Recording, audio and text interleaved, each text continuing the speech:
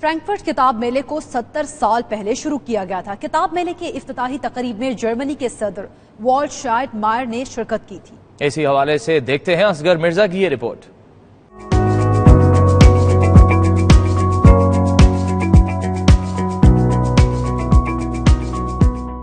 5 روزہ اس کتاب میلے میں دنیا بھر سے فرینکفرٹ پہنچنے والی عوام نے اپنے پسندیدہ مصنفین، پبلشر اور ثقافتی ماہرین سے ملاقاتیں کیں اور آٹوگراف لیے۔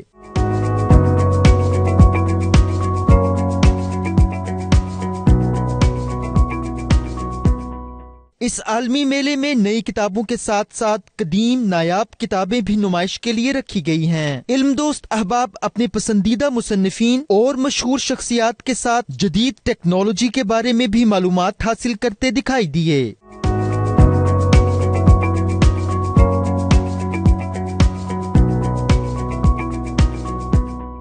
فرینکفرٹ میں جاری اس میلے میں 102 ممالک سے 7200 نمائش کنندگان شامل ہیں اور اس نمائش میں 3 لاکھ افراد نے 10,000 سے زائد معروف بلاگرز اور صحافیوں نے شرکت کی۔ فرینکفرٹ کتب میلہ بین الاقوامی پبلشنگ کے لیے سب سے بڑا تجارتی میلہ ہے۔